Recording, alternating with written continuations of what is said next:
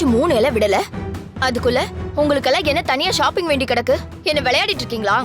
அத்தை, ஓட்டிங்க்கு தான் வயசை பார்க்கணும், ஷாப்பிங்க்கு பார்க்க கூடாது. நீ கொஞ்சம் வாயை மூடு முதல்ல.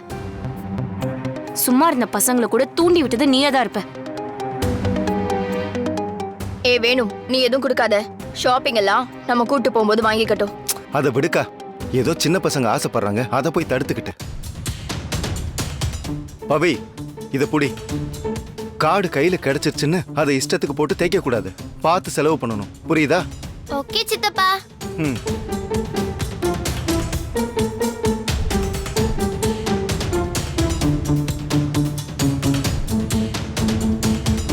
சரி வாங்க போலாம். டேய் நில்றா. அவங்கெல்லாம் போகட்டும், நீ எங்கேயும் போக வேண்டாம். போங்கம்மா, நான் போவேன்.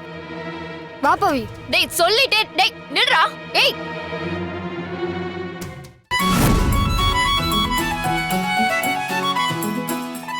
ஏன் பவி, இப்போ எதுக்கு ஷாப்பிங்?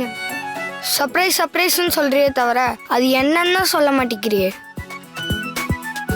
சொல்லாம இருந்தாதான் அர்ஜுன் அது சர்ப்ரைஸ், சொல்லிட்டா அது சப்புன்னு போயிடும். நீ பெருசா ஏதோ பிளான் பண்றது மட்டும் தெரியுது. இன்னும் எவ்வளோ நடந்தா அதை மறைக்கிறேன்னு நாங்களும் பார்க்குறோம். ஆமா ஆமா, சாதாரண பிளான் இல்ல, ரொம்ப பெரிய பிளான். அதெல்லாம் தெரிய வேண்டிய நேரத்துல தெரியும். இப்ப நடுங்க.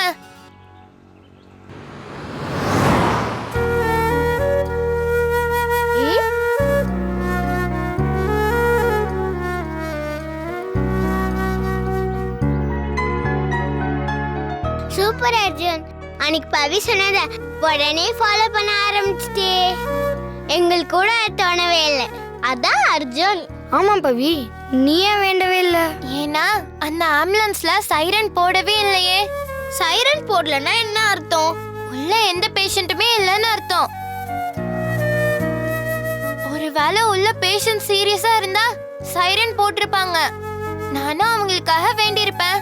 அப்படின்னா அர்ஜுன் யாருமே இல்லாத ஆம்புலன்ஸ் பார்த்துதான் வேணானா?